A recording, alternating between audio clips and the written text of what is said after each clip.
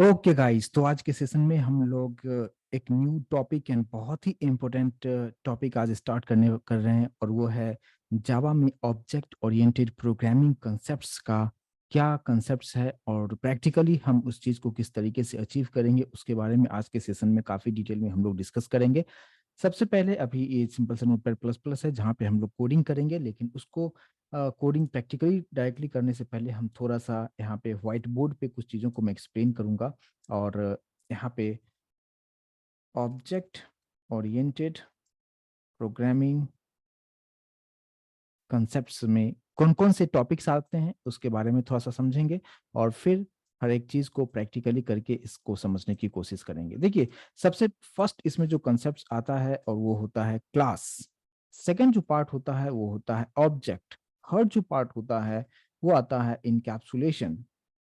And fourth part जो होता है वो होता है इनहेरिटेंस। फिफ्थ में आ जाएगा एब्स्ट्रैक्शन।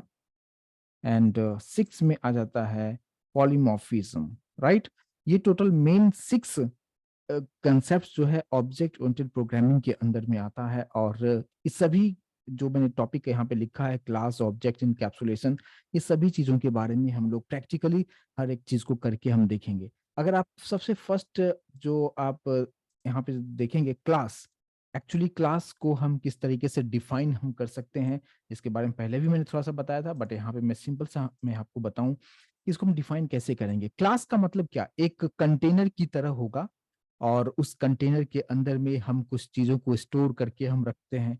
सेम उसी तरीके से यहाँ पे क्लास जो है एक कंटेनर की तरह है जिसके अंदर में जनरली हम लोग दो चीजों को स्टोर करेंगे। एक वेरिएबल को स्टोर करेंगे कुछ डेटा को स्टोर करने के लिए, और उसका कुछ फंक्शनलिटी होगा, उसके लिए हम मेथड्स हम यूज हम करेंगे। यानी सिंपली हम ये बोल सकते हैं कि set of variables and methods, कुछ इस तरीके से आप यहाँ पे इसको आप बोल सकते हैं।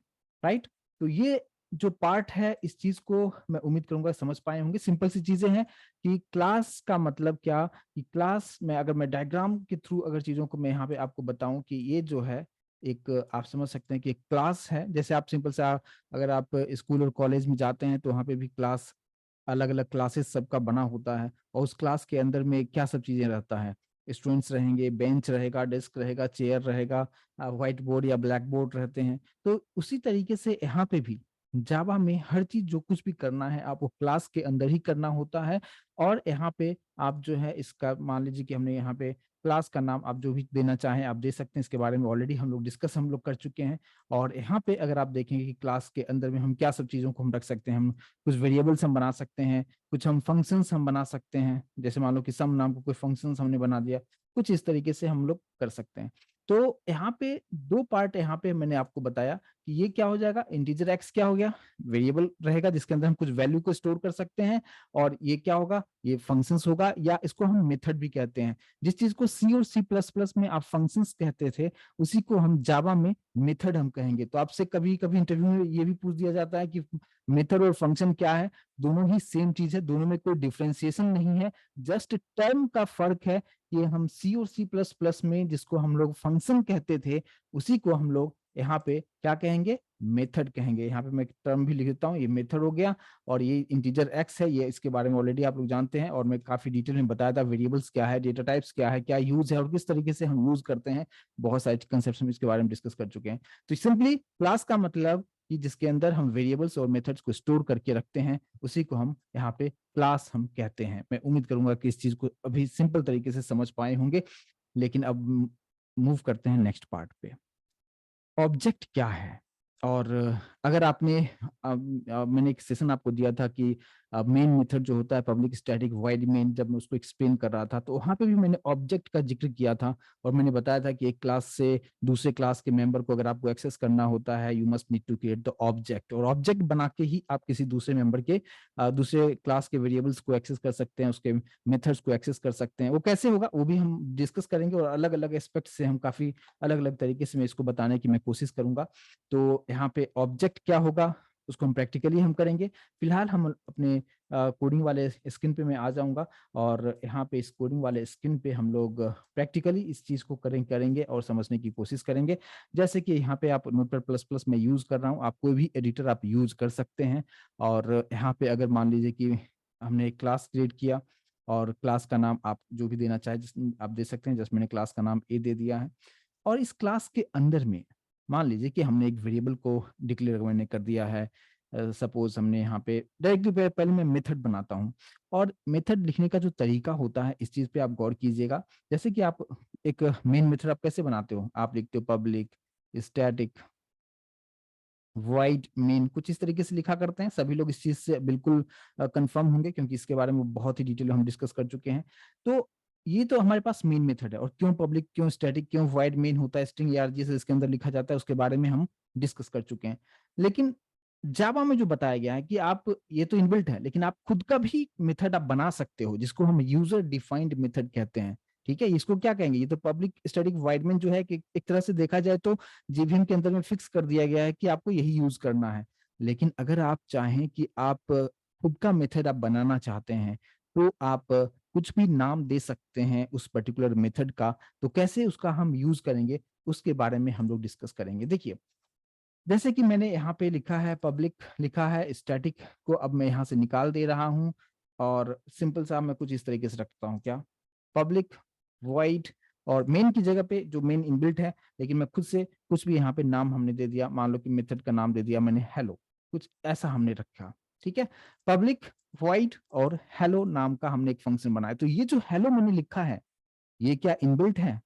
डेफिनेटली ये इनबिल्ट नहीं है, इसकी जगह पे आप कुछ भी नाम दे सकते हैं।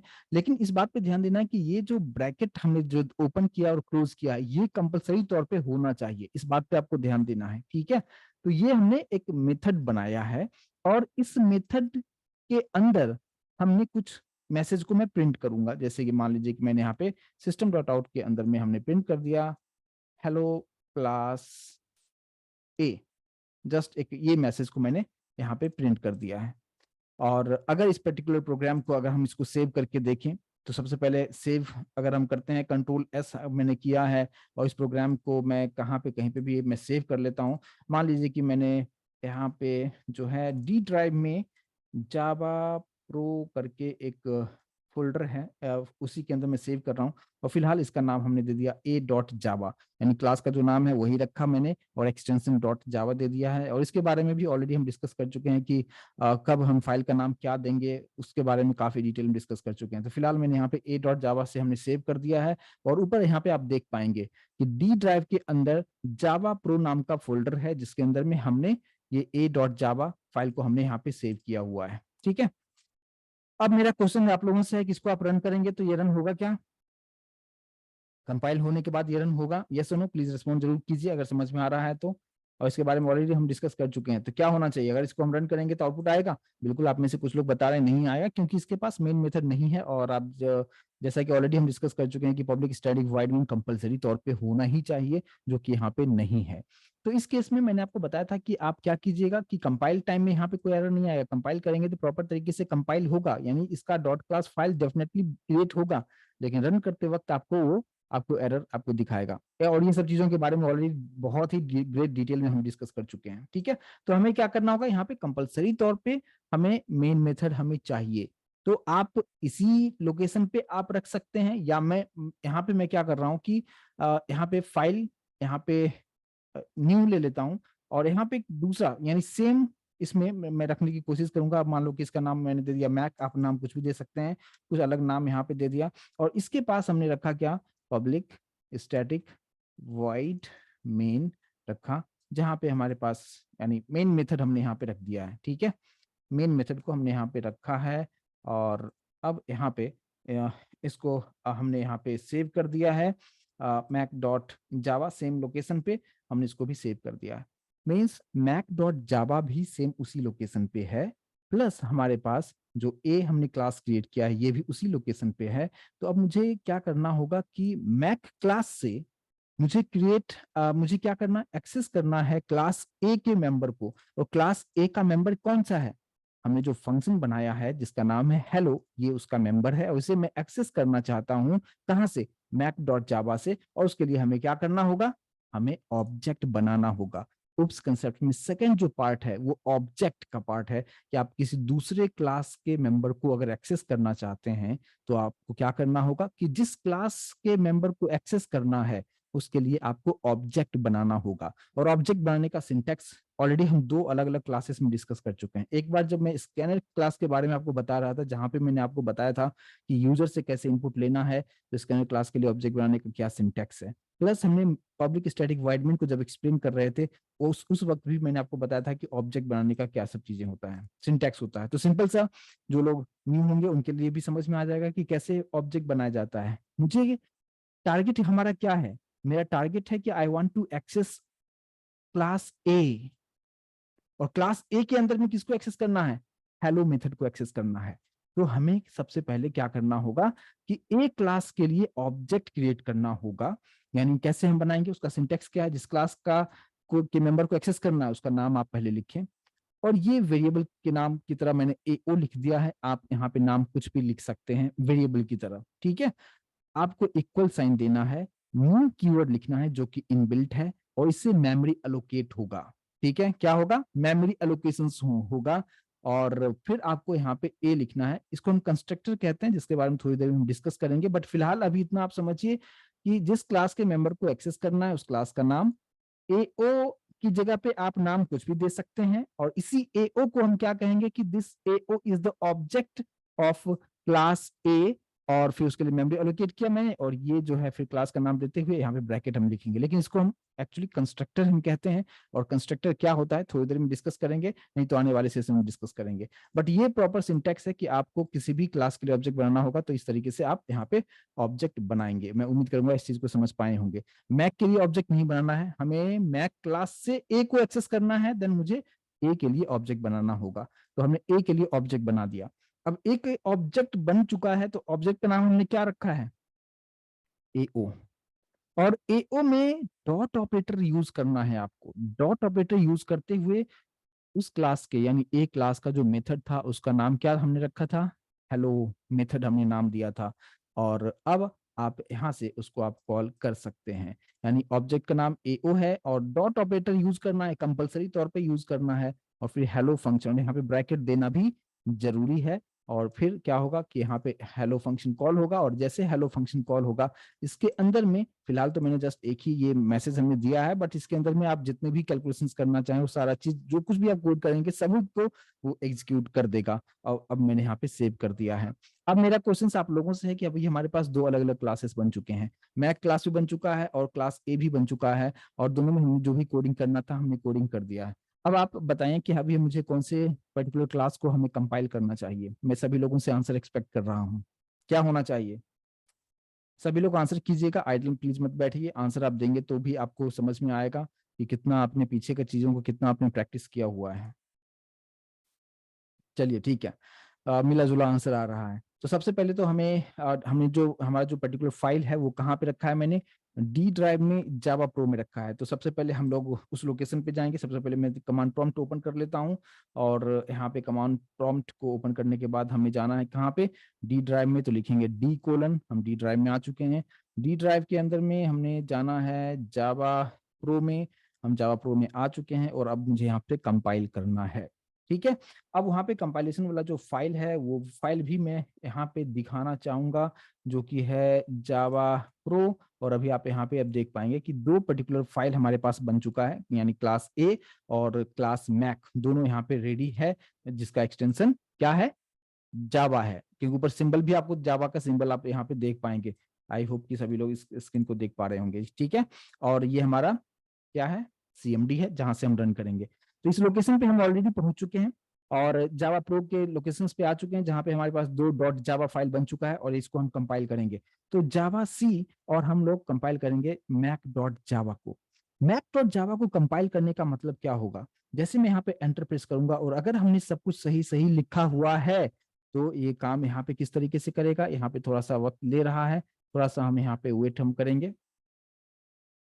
और अभी आप यहाँ पे देख पाएंगे, क्या देख पाएंगे यहाँ पे कि आपके पास a डॉट क्लास और मैक डॉट क्लास दोनों का ही जो है ये बाइट कोड बन चुका है, जनरेट हो चुका है। इसका मतलब क्या कि हमने कंपाइल किसको किया था, हमने मैक डॉट जावा को हमने कंपाइल किया था, लेकिन हमारे पास ए डॉट क्लास भी बन चुका है, यानी एक जो ए डॉट जावा फाइल जो था उसको भी उसने बाइट में कन्वर्ट कर दिया है। क्यों? क्योंकि हमने क्या किया था, हमने कोडिंग में मैक के अंदर ही मैंने ए क्लास के लिए भी ऑब्जेक्ट जनरेट किया था, ऑब्जेक्ट क्रिएट किया था, जिसकी वजह से मैक के लिए तो बनाया ही डॉट क्लास फाइल, लेकिन ए क्लास के लिए भी बना दिया। इस चीज को सभी लोग समझ पा रहे हैं? तो प्लीज एक बार मुझे कंफर्मेशन जरूर दे यहाँ तक। ठीक है, तो क्योंकि हमने सिर्फ मैक को कंपाइल किया, लेकिन दोनों ही क्लासेस के लिए बाइट कोड बन चुका है, तो ये चीज क्लियर हो गया होगा। और वापस से अब हम लोग आ जाते हैं कि इसको हम रन कैसे करेंगे। रन करने का कमांड क्या है, जावा और सिर्फ मैक देना है। आप में से कोई मिस्टेक कर देते हैं, मैक डॉट जावा यहाँ पे भी लिख देते हैं, ऐसा मत कीजिएगा प्लीज। रन करते वक्त सिर्फ आपको जावा लिखना है और सिर्फ क्लास का नाम लिखना है बिना एक्सटेंशन का। और जब आप एंटर प्रेस करेंगे तो यहाँ पे आपको दिखा रहा है हेलो क्लास ए, लेकिन हमने कंपाइल किया है मैक को, हमने रन किया है मैक को, लेकिन आउटपुट आ रहा है क्लास ए का। और ये तरीका मैंने आपको बताया कि एक क्लास से दूसरे क्लास के मेंबर को हम किस तरीके से एक्सेस करते हैं, यूजिंग ऑब्जेक्ट, है ना। ऑब्जेक्ट के हेल्प से एक क्लास से दूसरे क्लास के मेंबर को हम किस तरीके से एक्सेस करते हैं। मैं उम्मीद करता हूं कि यहाँ तक सभी लोग समझ पाए होंगे। प्लीज एक बार कंफर्मेशन जरूर दें। ऑल क्लियर है यहाँ तक? इस चीज को समझ पा रहे हैं अच्छी तरीके से? चलिए, तो ये अलग अलग मैंने आपको बताया, लेकिन आप ऐसा भी कर सकते हैं कि मैं अलग अलग नहीं करते हुए आप ऐसा भी कर सकते हो क्या कि आप सेम इसी फाइल में, यानी एक ही फाइल के अंदर में यहाँ पे क्लास ए है और यहाँ पे क्लास मैक है, आप ऐसा भी आप कर सकते हैं। लेकिन उस केस में आपको ध्यान देना है कि मैंने नेम का जो कंसेप्ट आपको बताया है ऑलरेडी आपको पता होना चाहिए, जिसके बारे में ऑलरेडी डिस्कस कर चुके हैं। या तो आप ऐसे भी कर सकते हो कि ये जो क्लास है यहाँ पे क्लास ए को ही मैं इधर कर देता हूँ, ठीक है, ऊपर मैं यहाँ पे रख देता हूँ। तो दोनों में ही आप एक ही फाइल में भी काम कर सकते हैं, कोई प्रॉब्लम नहीं होगा। जैसा चाहिए उस तरीके से आप यहाँ पे कर सकते हैं, ठीक है। तो क्लास ए हमने यहाँ पे रखा हुआ है और नीचे हमने क्लास मैक रखा हुआ है, और इस केस में भी आपको आउटपुट सेम उसी तरीके से मिलेगा, कोई डिफरेंस आपको नहीं मिलेगा। तो यहाँ पे जैसे आप इस पर्टिकुलर फाइल को हम कंपाइल करेंगे जावा सी मैक डॉट जावा और हम रन करके देखेंगे, हमें प्रॉपर तरीके से आउटपुट मिल रहा है। तो आप सेम लोकेशन मतलब सेम फाइल में दोनों को रखें या अलग अलग रखें, दोनों तरीके मैंने आपको बताने की कोशिश किया है, ठीक है। चलिए, ये एक पार्ट हो गया कि एक क्लास के अंदर अभी हमारे पास एक क्लास ए बनाया था जिसके अंदर में सिर्फ एक मेथड बनाया, ऑब्जेक्ट बना के उसे कॉल कर दिया, ठीक है। अब हम बात करते हैं नेक्स्ट इसी में कि ये जो हेलो मेथड जो हमने क्रिएट किया है, क्या इस पर्टिकुलर मेथड को हम कितनी बार कॉल कर सकते हैं, ये भी आपसे इंटरव्यू में पूछा जा सकता है। तो आपको बताना है कि इस पर्टिकुलर मेथड को आप जितनी बार चाहें उतनी बार आप कॉल कर सकते हैं, कोई लिमिटेशंस नहीं है, जितनी बार जरूरत है उतनी बार इसे आप कॉल कर लें, ठीक है। मतलब क्या, अभी आप देखेंगे कि एओ डॉट हेलो मैंने कॉल किया, एओ डॉट हेलो, तो यहाँ पे जाएगा कंट्रोल और इसके अंदर में जो कुछ भी आपने मैसेज दिया वो प्रिंट करके दिखा देगा। सेम उसी तरीके से ये जो एओ डॉट हेलो है, मैं यहाँ पे कॉपी पेस्ट में करते जा रहा हूँ, ठीक है। आप जितनी बार चाहें एन नंबर ऑफ टाइम्स आप कॉल कर सकते हो उस पर्टिकुलर मेथड्स को, ठीक है। एक ही मेथड है हेलो, लेकिन उसी को मैंने ऑब्जेक्ट के हेल्प से डॉट ऑपरेटर यूज करते हुए जितनी बार चाहे उतनी बार आप कॉल कर सकते हैं। हम आउटपुट आपको दिखाएं तो यहाँ पे वापस से आप देखेंगे कि जब मैंने इसको कंपाइल किया और कंपाइल करने के बाद जब आप रन करेंगे तो यहाँ पे 5 टाइम्स आउटपुट आ रहा है। क्यों? क्योंकि हमने 5 टाइम्स सेम मेथड को कॉल किया है। तो जितनी बार आप करना चाहें उतना उस तरीके से आप कर सकते हैं। तो ये आपके टाइम को सेव करता है। आप सोचेंगे कि ये टाइम कैसे सेव करेगा, क्योंकि हमें आउटपुट ये जो चाहिए था मुझे 5 टाइम्स चाहिए था, तो हमने बार बार सिस्टम डॉट आउट नहीं लिखा, हमने उसको मेथड के अंदर रख दिया और इस मेथड को 5 टाइम्स कॉल कर दिया। अगर आप चाहें इस मेथड को 100 टाइम्स कॉल करना, 100 टाइम्स कॉल कर सकते हैं। तो ये आपके टाइम को कैसे सेव करता है उस चीज को समझिए। तो ये चीज मैं उम्मीद करूंगा कि समझ पाए होंगे कि आप एक मेथड बनाइए, जितनी बार चाहें उतनी बार आप कॉल कर सकते हैं, लेकिन कंपलसरी तौर पे ऑब्जेक्ट में डॉट ऑपरेटर यूज करने के बाद ही कॉल कीजिएगा, तो ही प्रॉपर तरीके से आउटपुट आएगा। अब हम बात करते हैं क्या कि अगर इसमें आप ऐसा कुछ करें कि ये जो हेलो मेथड बनाया है और ये जो ब्रैकेट आप देख रहे हैं जो कि मैंने कंप्लीटली एम्प्टी रखा है, इसमें कुछ भी लिखा हुआ नहीं है, आप इसके अंदर वेरिएबल को डिक्लेयर कर सकते हैं। वेरिएबल डिक्लेरेशन का मतलब कि आप ऑलरेडी जानते हैं, वेरिएबल का डिक्लेरेशन हम इस तरीके से करते हैं। लेकिन आप ऐसा डिक्लेरेशन कभी भी मत कीजिएगा किसी भी मेथड के अंदर में। यानी मेथड के अंदर में आप जो कुछ भी वेरिएबल डिक्लेयर आप जब करते हैं तो इसको एक टर्म दिया गया पैरामीटर, ये पैरामीटर इसको बोलते हैं कि यहाँ पे हम चाहते हैं कि 2 पैरामीटर होना चाहिए।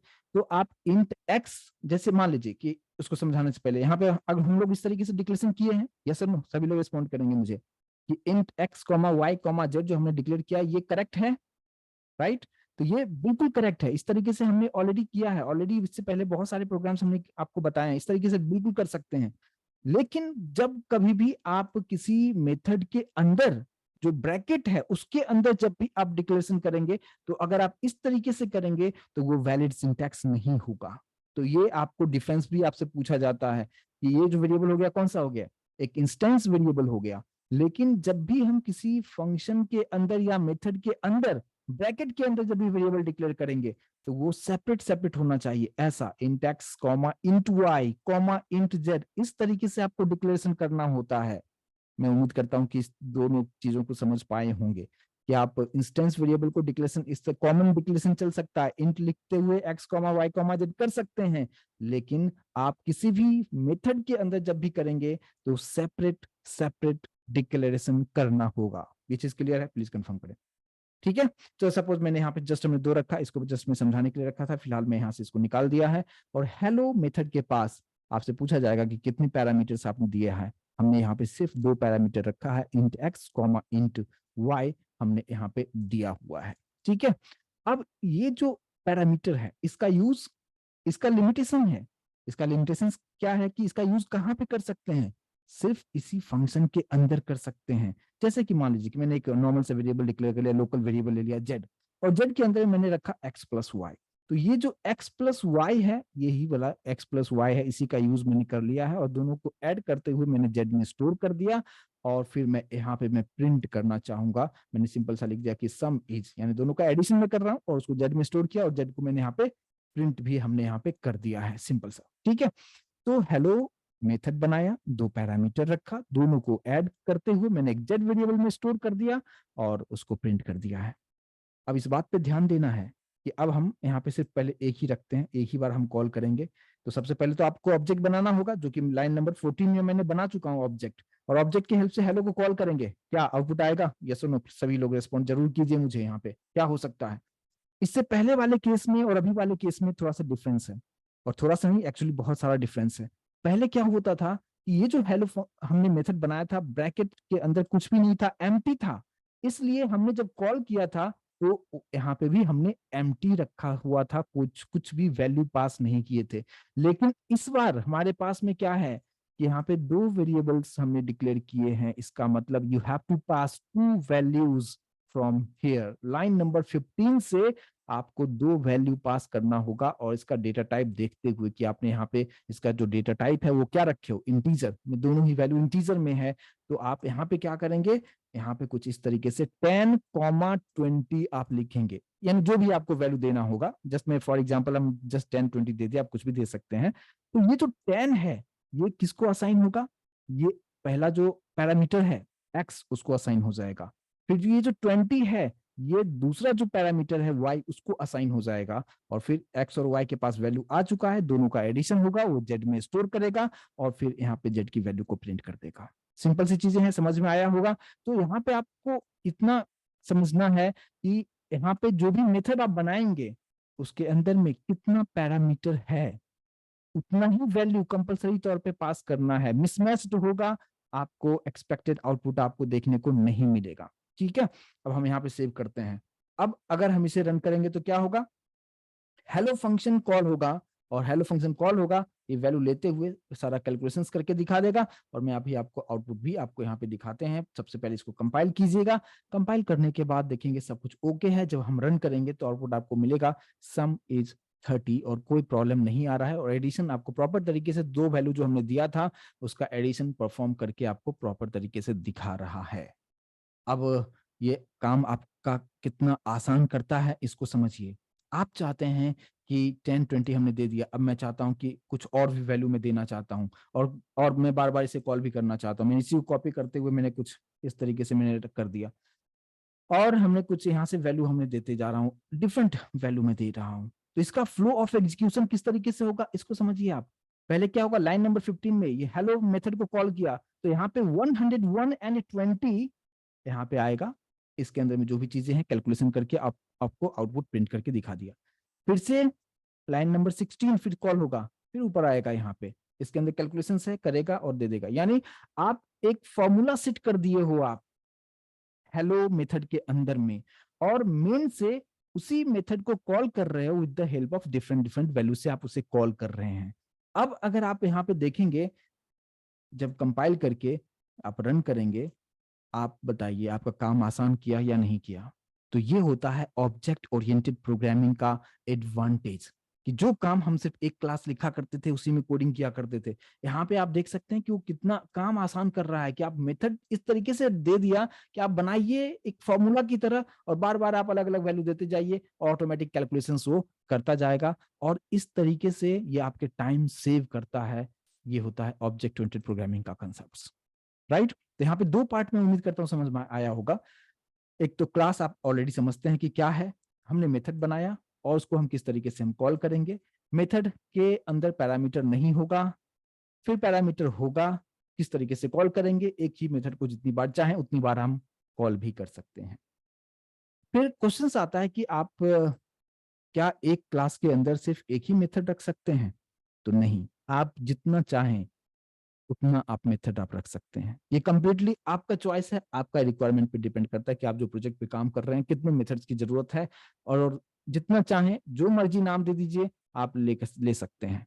तो मैं इसी को कॉपी करते हुए थोड़ा सा टाइम सेव करूंगा, और इसी मेथड को मैंने नीचे रख दिया, एक और मैंने नीचे रख दिया। हमने 3 मेथड बना दिया। इस बात पे ध्यान दीजिएगा कि नाम अलग अलग रखें मेथड का, लेकिन आने वाले सेशन में हम आपको ये भी बताएंगे कि नाम हम सेम नाम का भी मेथड हम रख सकते हैं, लेकिन फिलहाल हम यहाँ पे अलग अलग नाम रखते हैं ताकि कंफ्यूजन ना हो।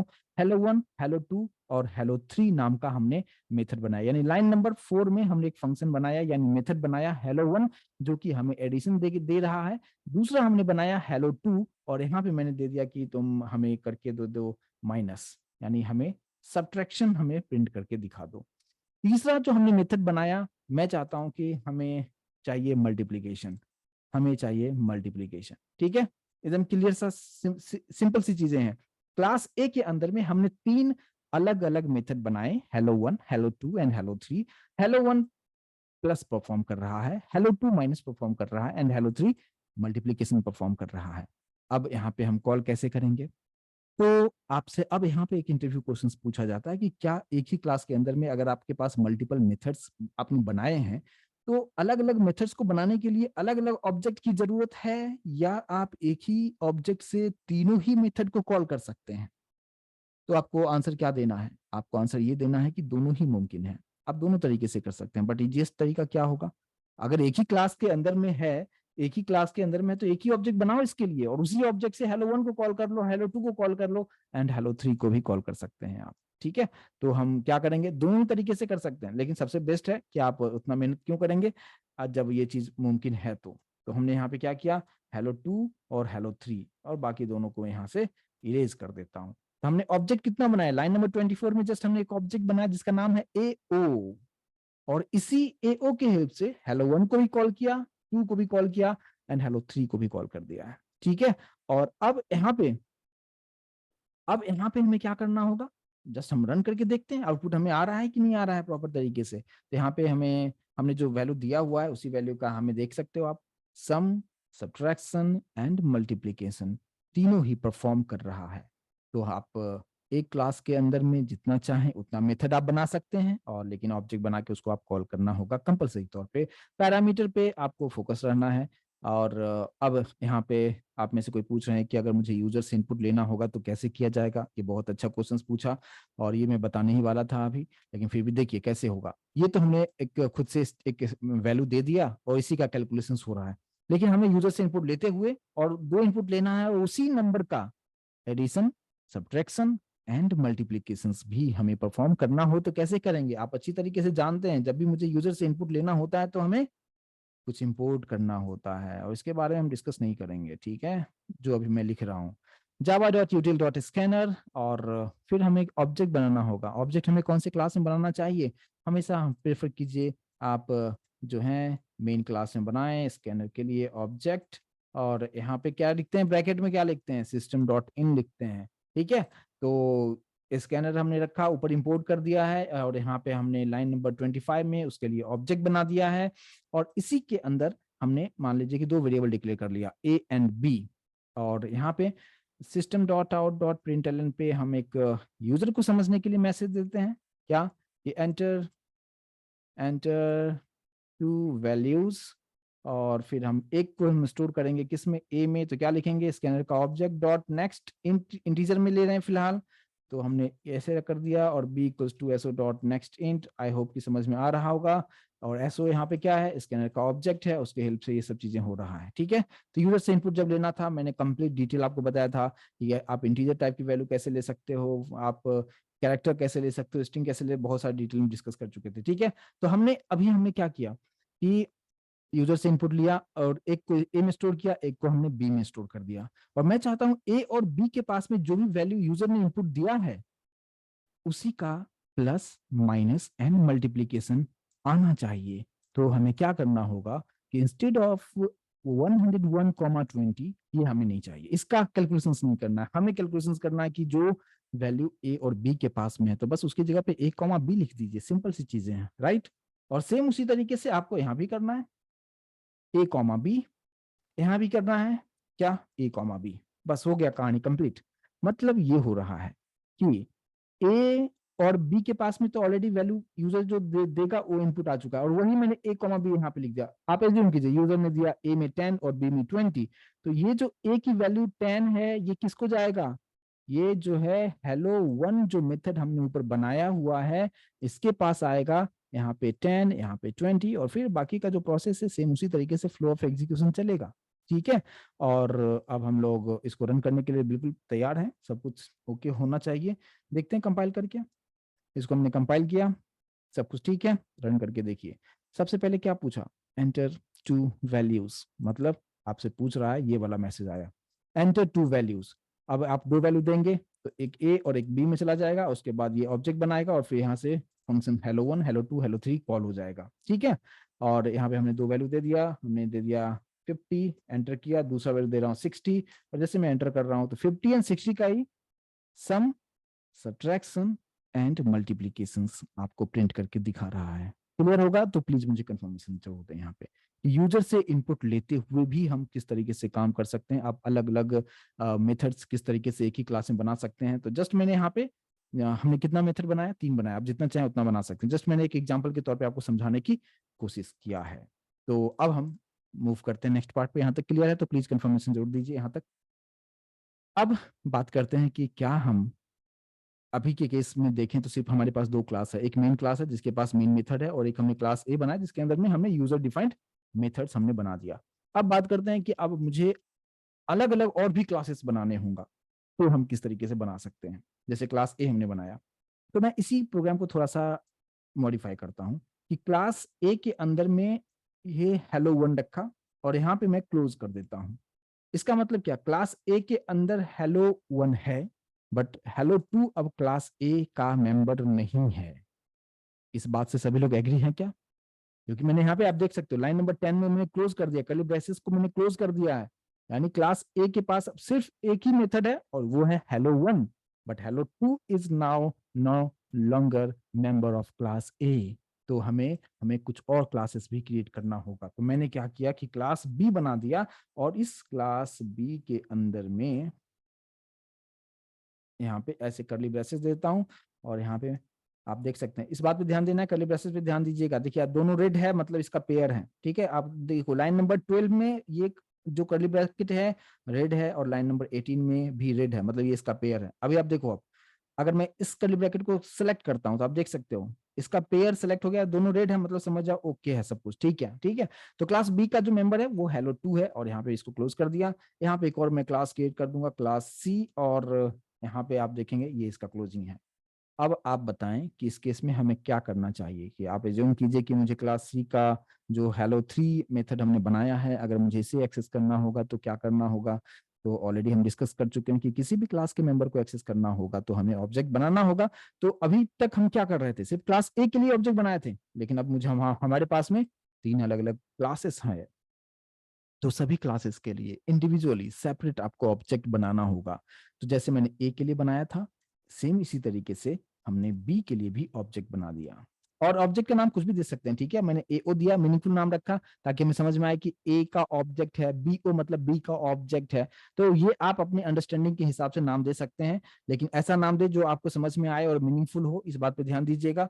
और सेम उसी तरीके से मैंने सी के लिए बना दिया ऐसे, ठीक है। अब हेलो वन जो है ए के ऑब्जेक्ट से कॉल होगा, हेलो टू ए ओ के ऑब्जेक्ट से कॉल होगा क्या, यानी ए के ऑब्जेक्ट से कॉल होगा क्या? तो यहाँ पे आपको डेफिनेटली आंसर देना है कि बिल्कुल नहीं। आप क्लास ए के ऑब्जेक्ट से क्लास बी के मेंबर को एक्सेस नहीं कर सकते हैं आज के, अभी जो बता रहा हूँ इस केस के लिए। तो वो हेलो टू जो होगा, हेलो टू किसका है? क्लास बी का मेंबर है, तो आपको क्लास बी के ही ऑब्जेक्ट से उसे कॉल करना होगा। ऐसा नहीं कि ए के ऑब्जेक्ट से बी को कॉल कर लो, सी के कॉल कर लो, ऐसा नहीं। सभी क्लास के लिए सेपरेट ऑब्जेक्ट होगा, और उसी रिस्पेक्टिव ऑब्जेक्ट से ही आप उसके पर्टिकुलर मेथड को कॉल कर सकते हैं। तो हमने यहाँ पे बी ओ रखा क्योंकि बी ओ के अंदर यानी बी क्लास के अंदर में हेलो टू था, प्लस हमने यहाँ पे सी ओ रखा, यानी C O is the object of C, so we can call hello three method with the help of C O, and C O is the object of C. I hope कि समझ में आ रहा होगा।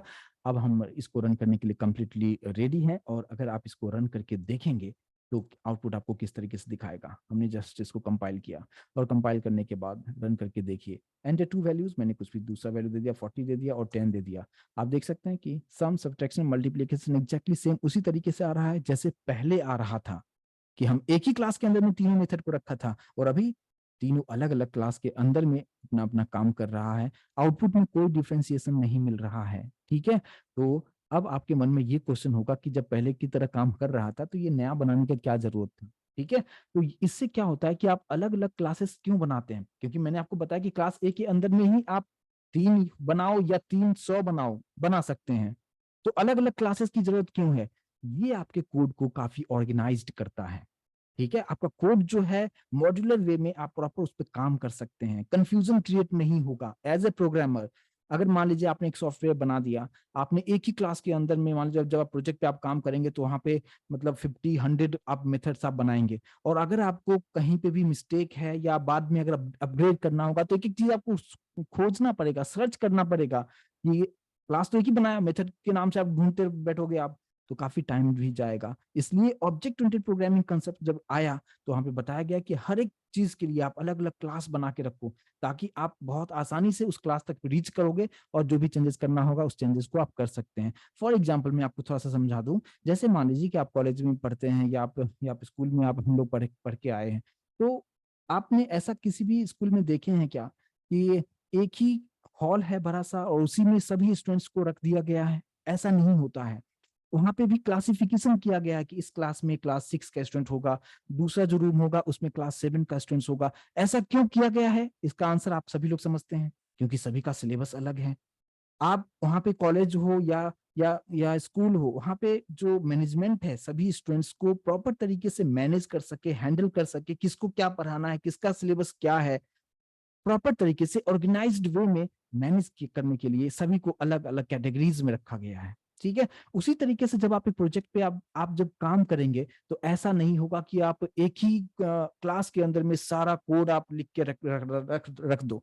ऐसा बिल्कुल भी आप मत कीजिएगा, ठीक है। जैसे कि मान लीजिए कि आप एक बैंकिंग से रिलेटेड एक सॉफ्टवेयर आप बना रहे हैं, और वहाँ पे जो है आप एक ही क्लास के अंदर में आप अकाउंट डिपार्टमेंट को रख रहे हो, एचआर डिपार्टमेंट वाला जो काम है उसी में आप सब कोडिंग कर रहे हो।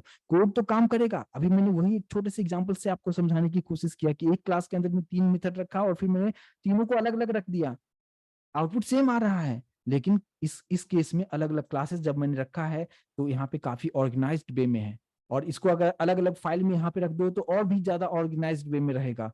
तो आपको जिस पर्टिकुलर क्लास में जाके चेंजेस करना होगा सिर्फ उस क्लास पे जाओगे, और उसमें जो भी चेंजेस करना होगा आप चेंज कर लेंगे, और ये आपके लिए टाइम सेव करेगा और आपका कंफ्यूजन बिल्कुल भी नहीं होगा। कोड काफी ऑर्गेनाइज्ड वे में होगा। आई होप कि इस चीज को समझ में आया होगा आप लोगों को कि क्यों अलग अलग क्लासेस बनाया गया उप्स कंसेप्ट के अंदर में, और उप्स कंसेप्ट आने के बाद कोड कितना आसान हो गया प्रोग्रामर पॉइंट ऑफ व्यू से। क्लियर है तो प्लीज कंफर्मेशन दें यहाँ तक। तो ये 2 पार्ट यहाँ तक समझ में आ गया होगा सभी लोगों को। अब हम नेक्स्ट पार्ट पे मूव करें क्या? चलिए ठीक है। अब देखिए, अब यहाँ पे हमारे पास में इसी में थोड़ा सा और हम चेंज करेंगे, और वो चेंजेस क्या होगा इसको समझिए। जब अभी हमने देखा कि अभी हमने ये देखा कि यहाँ पे हमने अलग अलग क्लासेस बना दिया, ठीक है।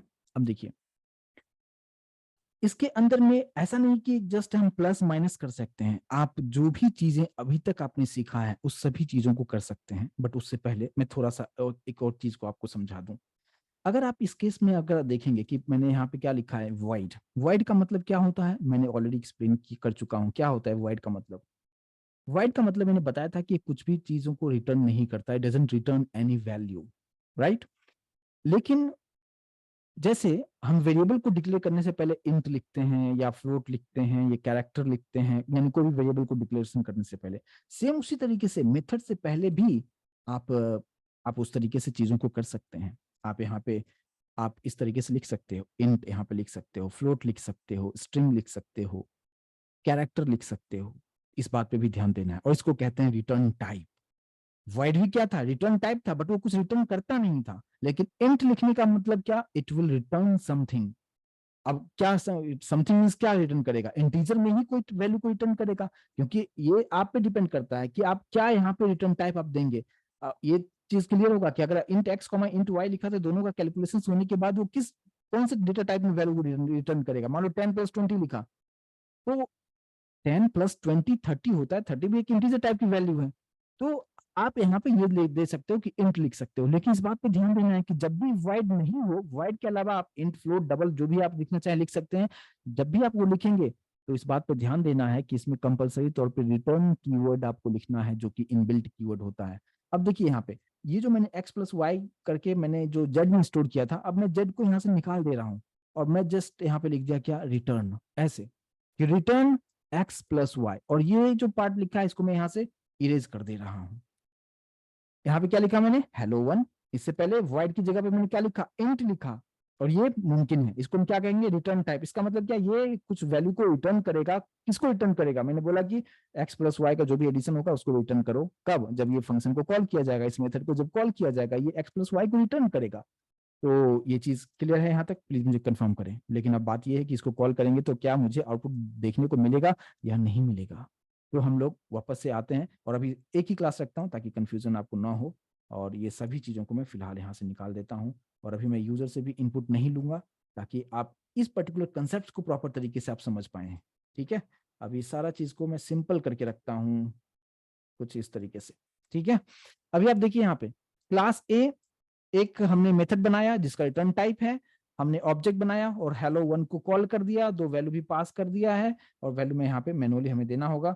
मैंने 10-20 पास कर दिया है। क्या मुझे आउटपुट प्रिंट होगा या नहीं होगा, आप इनसे बोल रहे हैं कुछ होगा, कुछ बोल रहे हैं प्रिंट नहीं होगा। देखिए अभी अगर आप देखेंगे कि जो 10-20 है ये कहाँ पे जाएगा, यहाँ पे एक्स वाई के पास आएगा और दोनों का एडिशन होगा। क्या आउटपुट मिलेगा या नहीं मिलेगा, प्लीज रिस्पॉन्स जरूर कीजिए मुझे।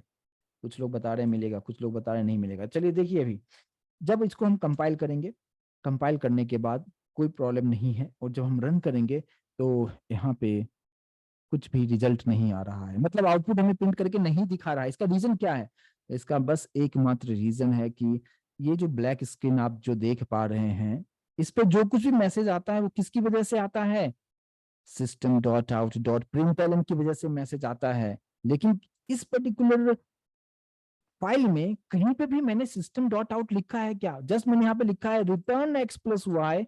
बट हमने ये नहीं बताया कि सिस्टम डॉट आउट लिखो तो ही आएगा ना, क्योंकि यहाँ पे हमने सिस्टम डॉट आउट लिखेंगे तो ही इस पे मैसेज जो कुछ भी यहाँ पे आप जो प्रिंट हो गया हमें दिखा रहा है वो सिस्टम डॉट आउट में लिखा गया था। लेकिन यहाँ पे सिस्टम डॉट आउट हमने लिखा ही नहीं है तो हमें आउटपुट नहीं दे रहा है। लेकिन क्या आपके प्रोग्राम में एरर है, बिल्कुल एरर नहीं है।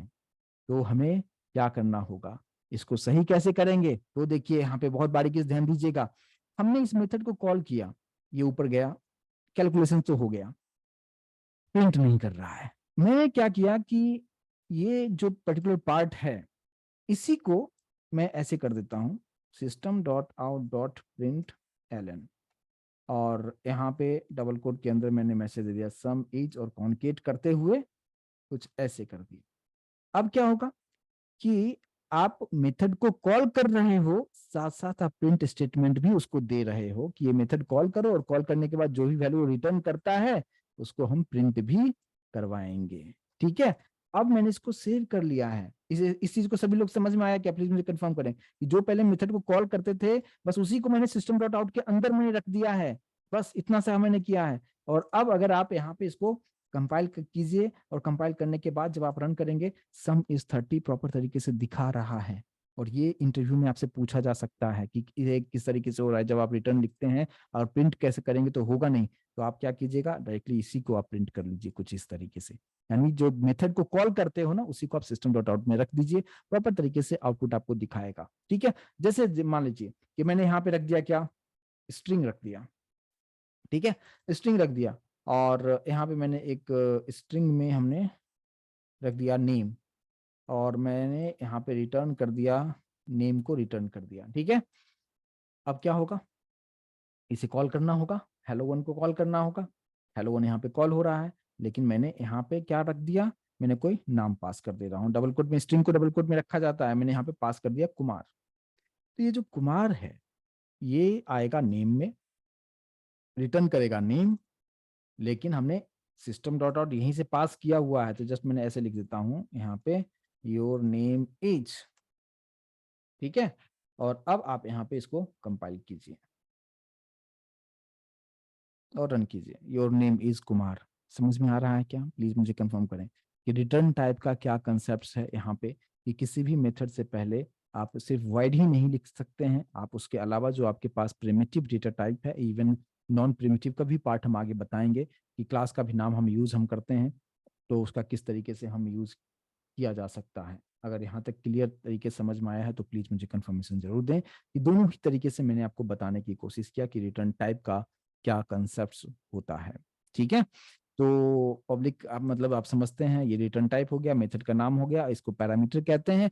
लेकिन आपसे इंटरव्यू में पूछा जाता है कि ये जो वैल्यू पास करते हैं इसको क्या कहते हैं। ठीक है, तो ये जो आप यहाँ पे जो वेरिएबल को डिक्लेयर करते हैं इसको पैरामीटर कहते हैं, यहाँ से जो वैल्यू पास करते हैं उसको आर्गुमेंट कहते हैं। ठीक है, तो ये होता है पैरामीटर। मेथड के अंदर जो भी वेरिएबल डिक्लेयर करते हैं उसको बोलते हैं पैरामीटर, और यहाँ से जो आप ऑब्जेक्ट के हेल्प से जब आप मेथड को कॉल करते हैं और यहाँ से जो वैल्यू पास करते हैं उसको हम लोग कहते हैं आर्गुमेंट। क्लियर है, तो ये पार्ट क्लियर तरीके से मैं उम्मीद करूंगा कि समझ आया होगा आप लोगों को। और अब आप देखिए, मैंने आपको बताया कि अभी सिंपल सा मैं रखता हूँ, वॉइड रख दिया और यहाँ पे मैंने जस्ट हेलो वन रखा। अब इसके अंदर देखिए आप जो भी चाहें उस चीज को आप कर सकते हैं। जैसे कि आप चाहते हैं इसके अंदर में आप लूप का कंसेप्ट ऑलरेडी हम डिस्कस कर चुके हैं, या एरे का कंसेप्ट है, एरे का कोड कुछ कोडिंग करना है, आप हर चीज कर सकते हैं। जैसे कि मान लीजिए इसके अंदर मैंने यहाँ पे रखा क्या, इंटीजर एक्स। ठीक है, एक्स की वैल्यू मैंने 1 दे दिया, यहाँ पे व्हाइल लूप लगा दिया, while x is less than equals to 10 हमने यहाँ पे दे दिया। ठीक है, और इसी के अंदर में मैं x की वैल्यू को मैं प्रिंट कर देता हूँ, system dot out dot print L N पे हमने क्या किया, हमने x की वैल्यू को प्रिंट कर दिया। लेकिन मैं ये भी दिखाना चाहता हूँ क्या, ये जो आउटपुट आ रहा है मुझे किससे आ रहा है, व्हाइल लूप का आउटपुट आ रहा है, व्हाइल लूप आउटपुट। ठीक है, और यहाँ पे प्लस करते हुए यहाँ पे x कर दिया है। ठीक है, और हमने यहाँ पे इंक्रीमेंट भी कर दिया है ऐसा। तो ये जो पार्ट है आप ऑलरेडी डिस्कस कर चुके हैं हम लोग, लेकिन इसी को मैंने हेलो वन के अंदर में रख दिया है। तो अभी आपको क्या करना है, जस्ट हेलो वन को कॉल करना होगा, और यहाँ पे अब इसकी जरूरत नहीं है, जस्ट आप इतना ही रखें काफी होगा। यहाँ पे कुछ ऐसे रखेंगे, सही है। एओ ऑब्जेक्ट का नाम डॉट हेलो वन, तो हेलो वन जैसे कॉल होगा इसके अंदर में आपने जो कुछ भी किया है वो चीजें प्रिंट करके दिखाएगा हमें। और अभी आप यहाँ पे इसको कंपाइल कीजिए, और कंपाइल करने के बाद सब ठीक है, रन करके देखिए, व्हाइल लूप से आउटपुट आ गया, 1 से लेके 10 तक प्रिंट हो रहा है। प्लीज कंफर्म करें यहाँ तक। तो आप जो कुछ भी करना चाहें वो हर चीज आप यहाँ पे कर सकते हैं। जैसे मान लो कि इसी को मैंने इसी मेथड को कॉपी कर लिया, ठीक है, और यहाँ पे रख दिया।